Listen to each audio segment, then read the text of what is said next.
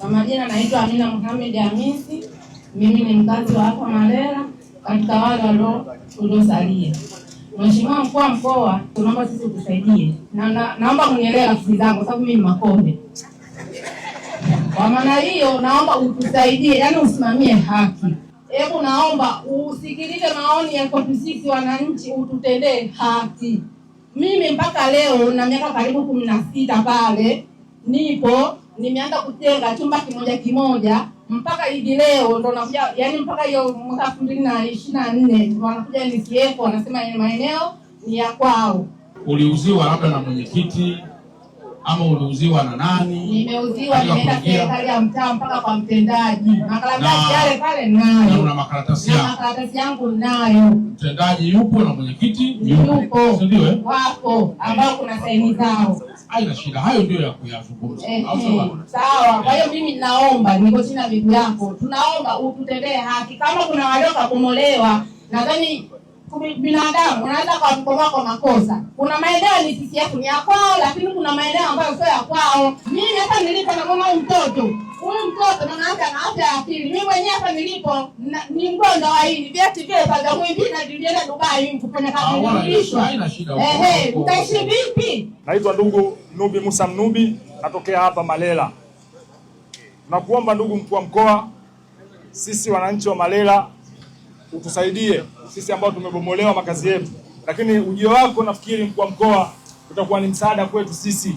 Maana sisi kama wananchi sasa tumechoka, hatuna pa kwenda. Watoto wetu tumewatoa hapa, tumewapeleka kijijini kwa sababu hatuna makazi, tumepanga chumba kimoja. Sasa tunasikitika sana kama sisi ni Watanzania, alafu tunateseka, hatuna pa kwenda, tunahangaika. Niko chini ya ndugu yako. Mengi siwezi kusema, ila isipokuwa mimi nakuomba Mkuu wa Mkoa Tanzania. Mwingine.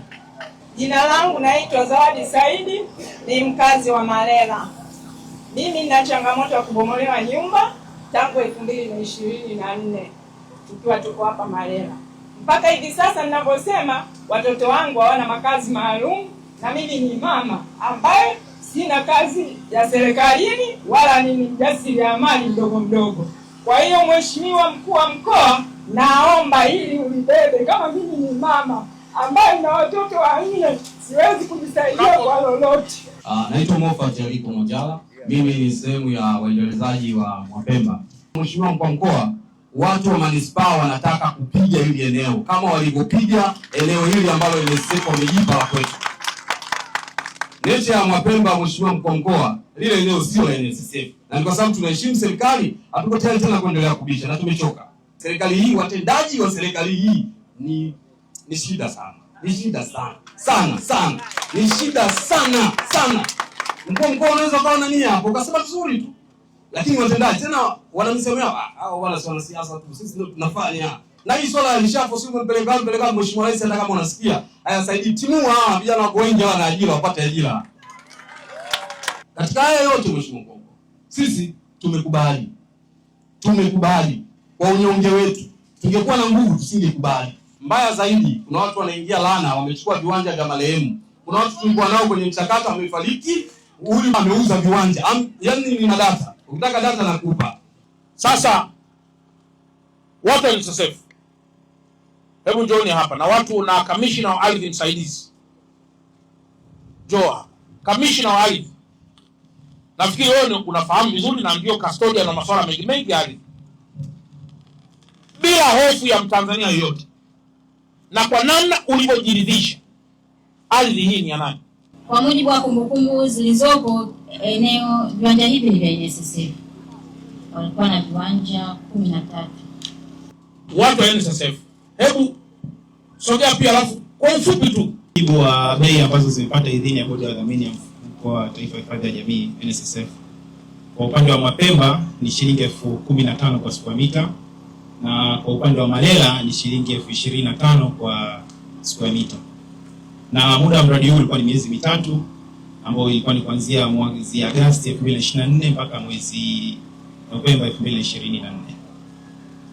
Kwa Mheshimiwa Mwenyekiti, kwa ufupi ndio. Sasa ndugu zangu wananchi, nimesikiliza vizuri.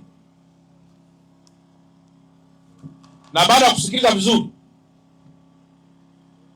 mgogoro huu na kwa kuwa nimesoma vizuri na nyaraka,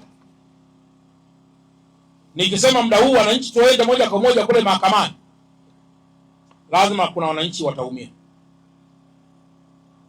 Tutashindwa kwenda vizuri hapa kidogo. Sasa mnipe wiki moja.